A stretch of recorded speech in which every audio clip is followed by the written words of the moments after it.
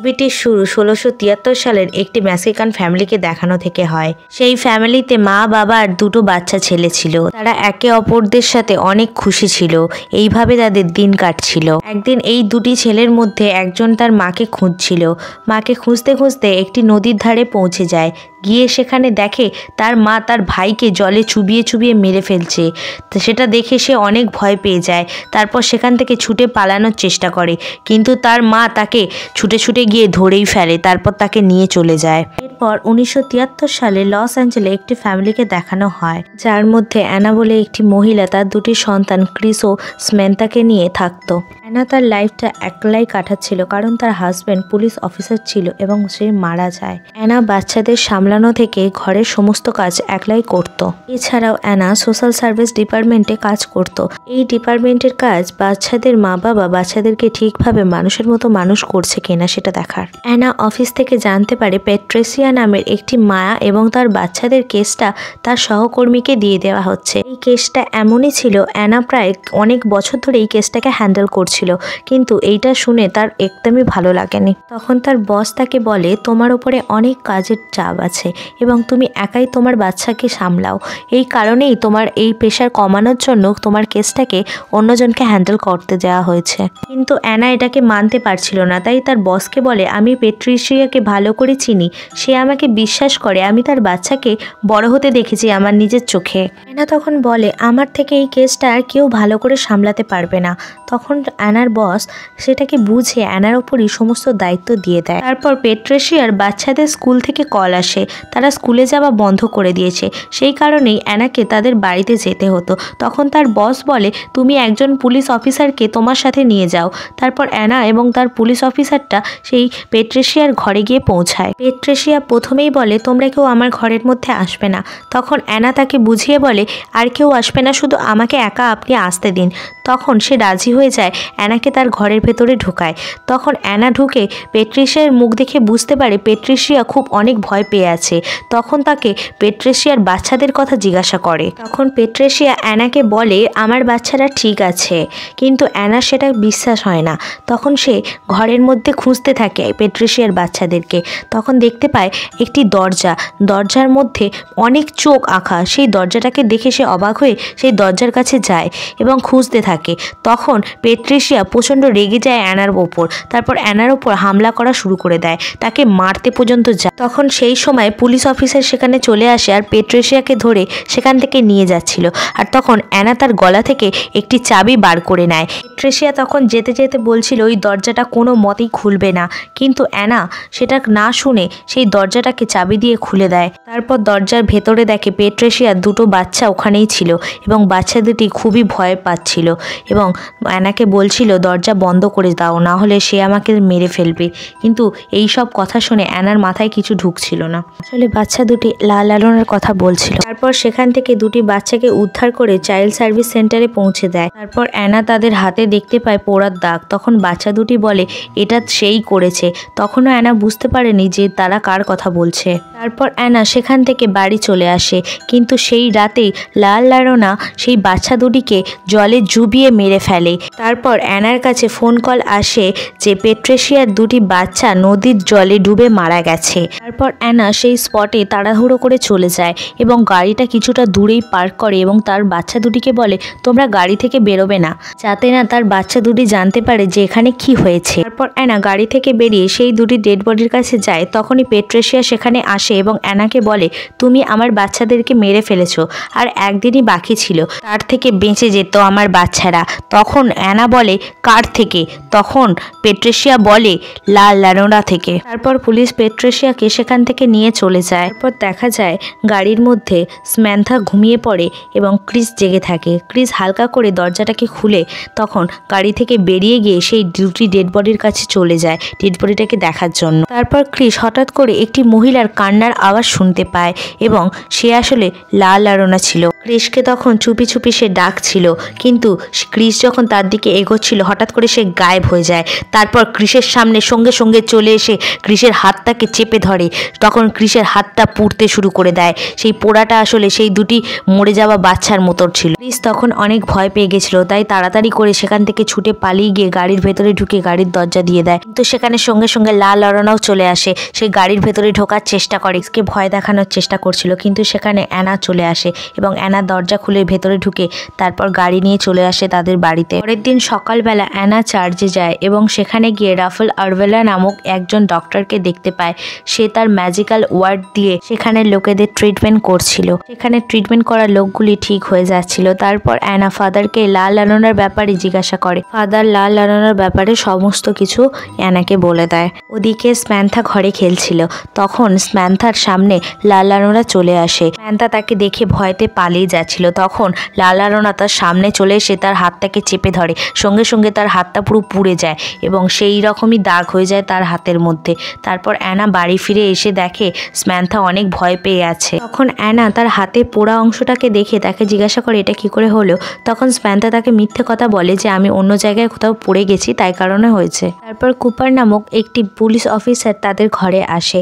আসলে কুপার ছিল অ্যানার হাজব্যান্ডের বন্ধু। কুপার তখন বলে পুলিশদের মনে হচ্ছে পেট্রেসিয়াই তার নিজের বাচ্চাদেরকে মেরেছে, কিন্তু এটাও বলে যে মার্ডার হওয়ার সময় পেট্রেসিয়া সারাক্ষণ চার্জের মধ্যেই ছিল। তারপর কুপার অ্যানাকে একটি ফাইল দেয় যাতে অ্যানার কাছ থেকে কিছু ইনফরমেশন কালেক্ট করতে পারে। অপরদিকে দেখা যায় রাইফেল লা লারোনার চোখের জলকে কালেক্ট করছে। তারপর সেই রাতের বেলা অ্যানা ফাইলগুলো যখন দেখছিল তখন একটি শব্দ পায়। তারপর সেই শব্দর দিকে গিয়ে দেখে তার বাচ্চা ক্রিস ঘুমের মধ্যে হাঁটছে। তারপর হঠাৎ করে ঘরের সমস্ত দরজা খুলে যায় আপনি আপনি এবং ঘরের মধ্যে যেন একটি আলাদা এনার্জি ঢুকে পড়ে। এরপর অ্যানা ক্রিসকে যখন বিছানায় শুইয়ে দেয় তারপর স্ম্যান্থার দিকে তাকায়, তখন হঠাৎ করে সেই ফাইলগুলো কে যেন ছুঁড়ে ফেলে দেয়। তখন অ্যানা বুঝতে পারে রুমের মধ্যে কেউ ঢুকে এসেছে। সেই সময় স্ম্যান্থার ঘরেতে লা লারোনাকে দেখতে পায় এবং সে কিছু করার আগেই তার দরজাটা মুখের সামনে বন্ধ হয়ে যায়। এরপর অ্যানার ঘরেও লা লারোনা চলে আসে। তখন অ্যানা তাকে দেখে বলে তুমি এখান থেকে চলে যাও, আর তারপর তার উপরে একটি লাঠি দিয়ে মারতে যায়। তখন তার দুটোই বাচ্চা দরজা খুলে চলে আসে এবং সে আর সারা রাত ঘুমোতে পারে না। বাচ্চা দুটিকে তার বিছানায় ঘুম পাড়িয়ে দেয় এবং সে সারা রাত ধরে বসে বসে শুধু চিন্তা করে। পরের দিন অ্যানা পেট্রেসিয়ার সাথে দেখা করতে যায়, কিন্তু পেট্রেসিয়া মনে করে অ্যানাই তার বাচ্চার মৃত্যুর জন্য দায়ী। তখন অ্যানা পেট্রেসিয়ার হাতে সেই পোড়া দাগটা দেখতে পায় এবং সে বলে এটা কে করেছে। তখন পেট্রেসিয়া তাকে বলল লা লারোনা করেছে। এবার অ্যানার ফ্যামিলিকেও লা লারোনা ছাড়বে না। অ্যানার বাচ্চা দুটোকেও লা লারোনা তার সাথে নিয়ে যাবে। পেট্রেসিয়া এটাও অ্যানাকে বলেছে আমি বলেছি লা লারোনাকে আমার বাচ্চাদেরকে ফেরত দিয়ে অ্যানার বাচ্চাদেরকে নিয়ে যাও। এরপর ক্রিসের সামনে লা লারোনা চলে আসে এবং ক্রিসকে প্রচণ্ড ভয় দেখায়। তারপর সিঁড়ি থেকে ছুঁড়ে ফেলে দেয়। সেই সময় অ্যানা ঘরেতে চলে আসে এবং ক্রিসকে নিয়ে হসপিটালে নিয়ে চলে যায়। এরপর ডক্টর যখন ক্রিসকে চেক করে তখন তার হাতের মধ্যে পোড়ার দাগ দেখে ডিপার্টমেন্ট অফ সোশ্যাল সার্ভিসকে কল করে দেয়। এরপর অ্যানার বাড়িতে কোপার এবং তারই সহকর্মী রোনা আসে এবং তারা এসে এটা চেক করে যে অ্যানা তাদের ওপর কোনো অত্যাচার করছে কিনা এবং তাদেরকে ভয় দেখিয়ে রাখছে কিনা। এরপর অ্যানা ক্রিসকে লা লারোনার ব্যাপারে জিজ্ঞাসা করে। তখন ক্রিস সমস্ত কথা অ্যানাকে বলে দেয়। অপরদিকে স্ম্যান্থা যখন বাথরুমের মধ্যে ছিল তখন হঠাৎ করে পেছন থেকে লা লারোনা তার মাথাটাকে জলের মধ্যে ডুবিয়ে দিয়ে তাকে মারতে যাওয়ার চেষ্টা করে। সেই সময় অ্যানা সেখানে এসে যায় এবং তাকে বাঁচিয়ে নেয়। তখনই অ্যানার সামনে লা লারোনা চলে আসে এবং তার হাতটাকে ধরে পুরো পুড়িয়ে দেয়। তারপর অ্যানা ক্রিস ও স্ম্যান্থাকে নিয়ে সেখান থেকে পালিয়ে গিয়ে চার্চে যায়। চার্চে গিয়ে ফাদারকে সব কথা খুলে বলে। তখন ফাদার বলে আমিও যখন অ্যানাবেল দলকে নিয়ে আসছিলাম তখন অ্যানাবেল দল আমাকে খুব খারাপভাবে আহত করে দেয়। আসলে এইসব জিনিসের মধ্যে শয়তান বাস করে। চার্চ তোমাকে এই বিষয়ে সাহায্য করবে, কিন্তু চার্চ থেকে পারমিশন নিতে অনেক টাইম লেগে যাবে। কিন্তু অ্যানার কাছে একটুও টাইম ছিল না, তাই ফাদার রাফেলের কাছে যাবার জন্য অ্যানাকে বলছিল। তারপর অ্যানা তার বাচ্চা দুটিকে নিয়ে রাফেলের কাছে যায় হেল্প চাওয়ার জন্য, কিন্তু রাফেল প্রথমে হেল্প করবে না বলে দিছিল। কিন্তু তারপর বাচ্চাদের দিকে তাকিয়ে সে সে হেল্প করার জন্য রেডি হয়ে যায়। তারপর সেই প্রসেসটা করার জন্য যে সমস্ত জিনিসপত্র লাগবে সেখান থেকে কালেক্ট করে তার বাড়ির দিকে রওনা দেয়। প্রথমে একটি ডিমের সাহায্যে ঘরের মধ্যে কোনো শয়তানি এনার্জি আছে কিনা সেটা জানার চেষ্টা করছিল। তারপর সেই ডিমগুলিকে ফাটিয়ে দেখার পর যা দেখা যায় সেখান থেকে কালো রঙের একটি বস্তু বেরোচ্ছে। সেটা দেখার পর তারা নিশ্চিত হয়ে গেছিল এই ঘরের মধ্যে কোনো শয়তানি এনার্জি আছে। রাফেল তখন তার ম্যাজিক্যাল ওয়ার্ড দিয়ে ঘরের সমস্ত জায়গাকে বেঁধে দেয়, কারণ শীঘ্রই রাত হয়ে যাচ্ছিল। রাতের বেলা লালা লুনার পাওয়ার আরো বেড়ে যায়। তাই তাদের প্রাণ বাঁচানোর জন্য রাফেল তার অনেক কিছু জিনিস ব্যবহার করে। রাফেল তখন একটি ক্রস ক্রিসকে দিয়ে বলে এই ক্রসটা ফায়ার ট্রি দিয়ে বানানো হয়েছে। তখন লালা লুনা তার নিজের বাচ্চাদেরকে মারছিল, তখন ফায়ার ট্রিটা সেখানে উপস্থিত ছিল এবং সেটাকে দেখে কাঁদছিল। ফায়ার ট্রি হলো লালা লুনার সেই অপরাধের একমাত্র সাক্ষী, তাই ফায়ার ট্রির আগে লালা লুনার সমস্ত ক্ষমতা কম পড়ে যায়। রাইফেল তখন বলে এই শয়তানটা অনেক শক্তিশালী, তাই আমাদের সবাইকে মিলে একসাথে এর সাথে যুদ্ধ করতে হবে। এরপর রাইফেল তার ম্যাজিক্যাল শব্দ বলে লালা লুনার কান্নাটা একটি পাত্রের মধ্যে ঢেলে তাতে জাদু করে লালা লুনার বিরুদ্ধে ব্যবহার করার জন্য রেডি করছিল। তারপর যখন রাত হয়ে যায় লালা লুনা আসার খবরটা তারা বুঝতে পেরে যায়। তখন রাইফেল অ্যানা এবং অ্যানা দুটি বাচ্চাকে মোমবাতির মাঝখানে বসিয়ে রেখেছিল। তারপর লালা লুনা শয়তানি হাঁচি করে এবং তার শয়তানি হাঁচির কারণে সমস্ত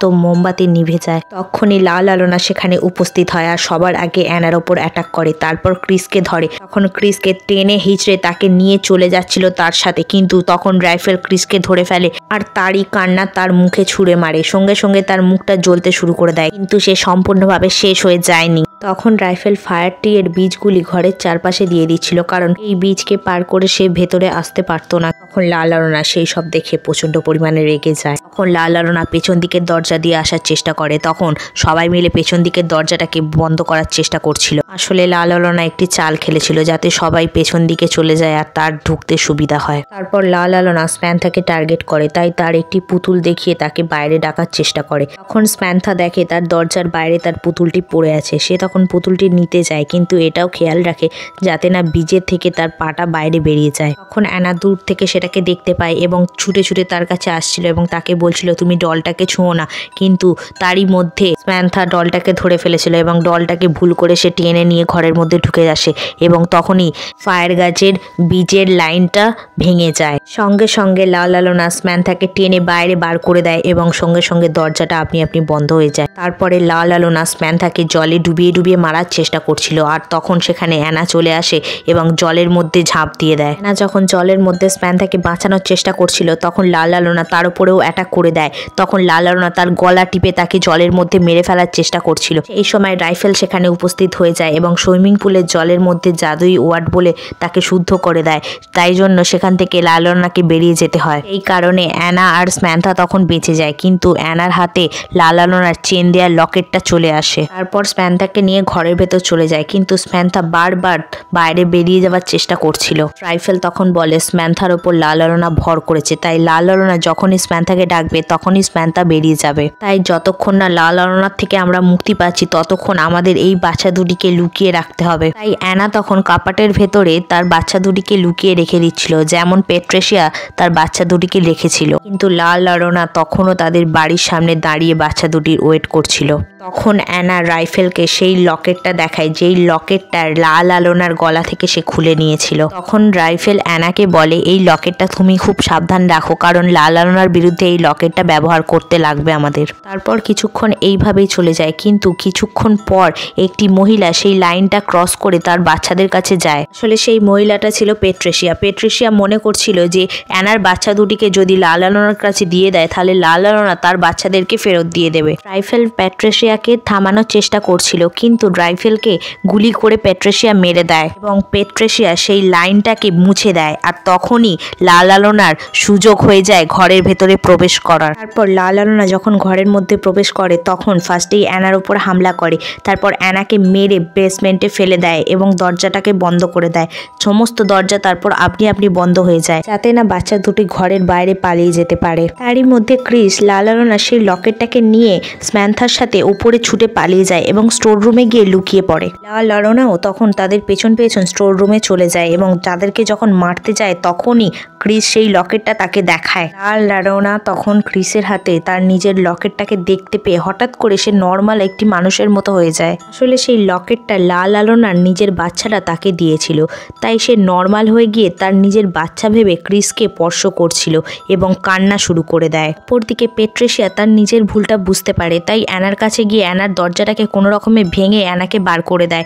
তারপর অ্যানা সেখান থেকে বেরিয়ে তাড়াহুড়ো করে স্টোর রুমের দিকে ছুটে চলে যাচ্ছিল। দেখা যায় রাইফেলও সেখান থেকে উঠে সেই স্টোর রুমের দিকে এগোচ্ছিল। আসলে রাইফেলকে যে গুলিটা লেগেছিল সেই গুলিতে সে আহত হয়েছিল, মরে যায়নি। অপরদিকে লাল লালনা যখন ক্রিসকে স্পর্শ করে কাঁদছিল তখন তার পাশে রাখা একটি আয়নার ওপর থেকে পর্দাটা সরে যায়, আর যখনই সে নিজের রূপটা আয়নার মধ্যে দেখতে পায় সে তখন আবার ভয়ানক হয়ে যায়। সঙ্গে সঙ্গে আয়নাটা ভেঙে চুরমার হয়ে যায়, আর তখন রাইফেল সেখানে পৌঁছে যায়। রাইফেলকে তখন লাল লালনা হাওয়াতে উড়িয়ে ফেলে দেয়। তখনই অ্যানা সেখানে পৌঁছে যায়, আর ক্রিস এবং স্যামান্থা তাকে দেখে তার দিকে ছুটে চলে যায়। তারপর যখন লাল লালনা তাদের তিনজনকে মারতে যাওয়ার জন্য ছুটে যাচ্ছিল তখনই রাইফেল সেই ক্রসটা অ্যানার দিকে ছুড়ে দেয়। অ্যানা তখন সেই ক্রসটা হাতে করে তুলে লাল লালনার ঠিক বুকের মাঝখানে মেরে দেয়। সেই ক্রসটার জন্য লাল লালনা সেখানেই শেষ হয়ে যায়। তার সঙ্গে সঙ্গে সবকিছু আবার নর্মাল হয়ে যায়, আর মুভিটা এখানেই শেষ হয়ে যায়। প্রিয় বন্ধুরা, তোমরা ভিডিওটা ভালো লাগলে লাইক করে চ্যানেলটিকে সাবস্ক্রাইব করে দিও।